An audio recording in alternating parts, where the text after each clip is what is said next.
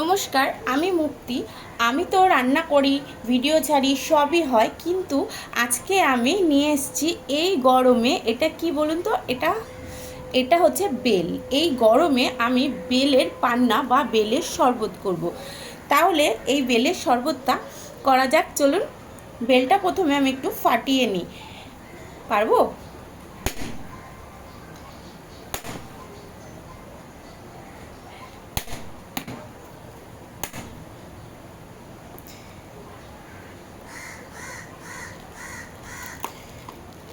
Wow, দেখুন কত সুন্দর হয়েছে বেলটা।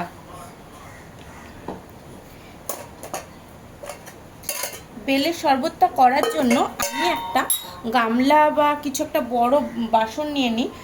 ওর ভেতরে আমি বেলটাকে করব, একটু ধুয়ে নিই গামলাটা।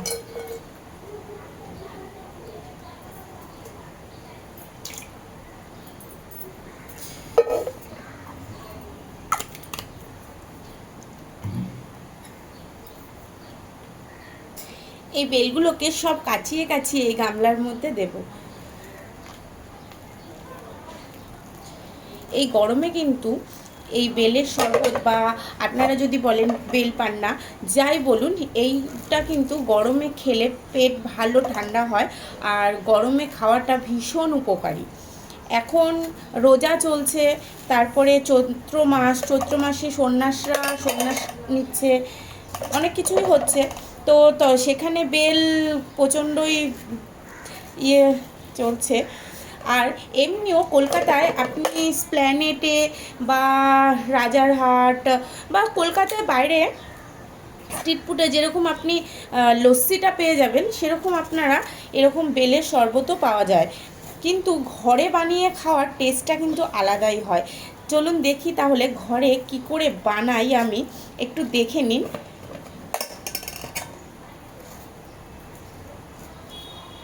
বেলটাকে সব কাচিয়ে এর ভেতরে দিয়ে দিই। বেলটার ভেতর থেকে আমি সবটা চেঁচে বের করে নিয়েছি। এই দেখুন, এইটা আমি সবটা চেঁচে বের করে নিয়েছি। এইবার আমি এইটাতে দেব দুধ, জলও দেব, আর দেব দুধ। দই দিলেও হয়, কিন্তু দইয়ের থেকে আমার মনে হয় দুধ দিলে বেশি টেস্টফুল হয়। এই যে দুধটা, এই দুধটা আমি এর মধ্যে দিয়ে দেব।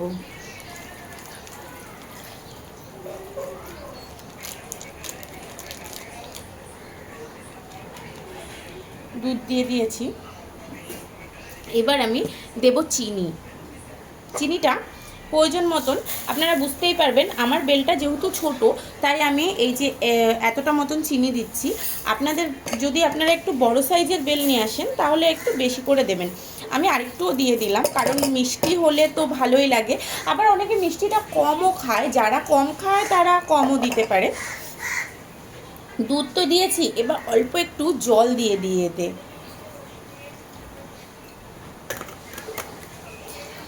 এইবার হাত দিয়ে ভালো করে এই বেলটাকে আমি দুধ আর জলের সাথে ভালো করে মেশাবো। আর বেলের ভেতরে যে দানাগুলো রয়েছে না, সেই দানাগুলোকে আমি সব বের করে ফেলে দেবো। বেলটাকে মাখি। আচ্ছা,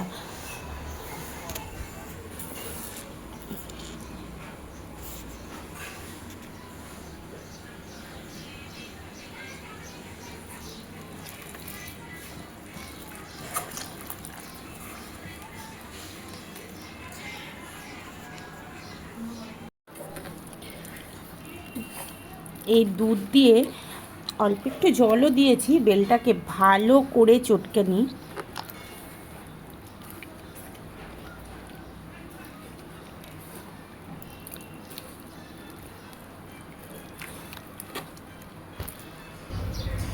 এইটাকে চটকে চটকে পুরো বের করে নিয়েছি। এইবার এই যে ছাবড়াগুলো রয়েছে, এইগুলোকে ফেলে দিতে হবে, নয়তো এগুলো মুখে বাঁধবে। মিক্সিতে দিলে কি হয়, এই ছাবড়া সমেত একদম মিশে যায়। তাতে কি হয়, আবার মুখে বাঁধে, দাঁতে বাঁধে। এই কারণে আমি হাত দিয়েই এটাকে চটকে নিলাম। মিক্সিতে তো এখন হয়, আগে তো মানুষ এইভাবেই বানাতো না। তো এইভাবেই বানাবো।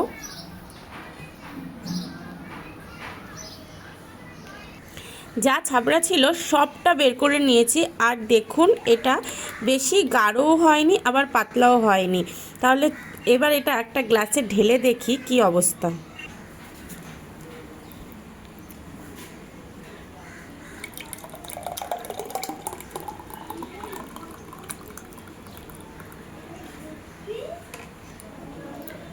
দেখুন এটা পুরো রেডি হয়ে গেছে। এবার আমি এটা সমীরকে দেবো টেস্ট করার জন্য। না